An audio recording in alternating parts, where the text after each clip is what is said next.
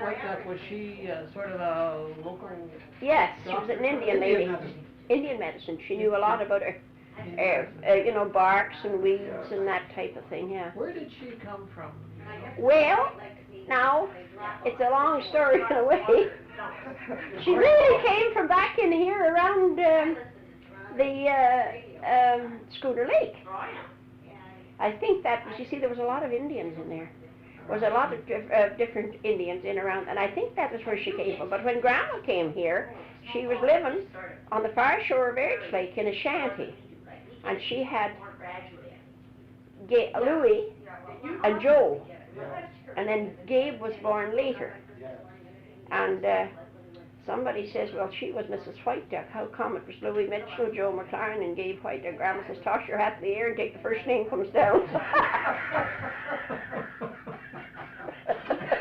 That was your grandma.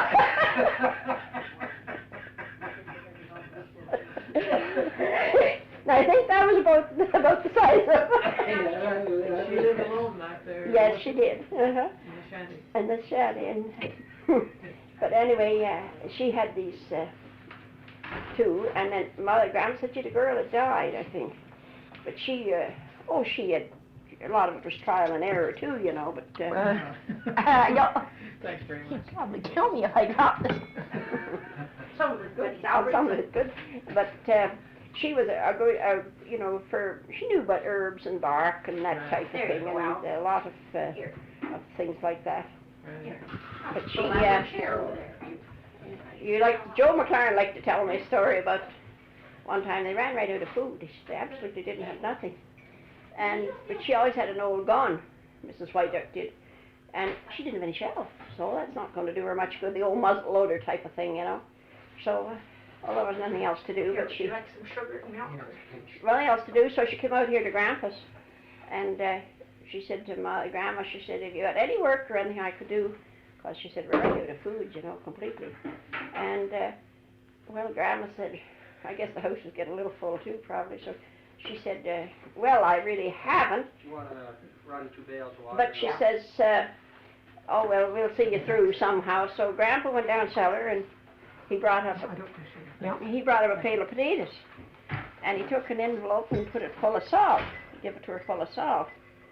And then he went before he went home, he gave her some gunpowder and the wadding and whatever. Alvie knows about the old muzzle loaders, I'm sure, before my time. I would certainly think so. And anyway, Joe said they went back, of course, so she'd him and Louis with her, you know, she'd have to take them with her. She took them back. Where'd that milk disappear? I'm sorry, Bo. I didn't get any, I guess. So he said they went back and they went up. Do you know where you used to go up there, Alvie, where you and Wilson's had a barn over to the right. And they had an old barn over there to the right. And he said she went up in behind there and she shot a nice little buck. Oh, no, that's fine. Thanks. She shot a nice little buck deer, he said, up in behind there. And he gave her 3 shells, enough for 3 shells. So he said she got one with the first one. So he said, there they had this deer, just getting on into winter, but he said it was in pretty good shape. And the envelope of salt and the pail of potatoes, so she were good for quite a while. That was your first welfare, Alfred.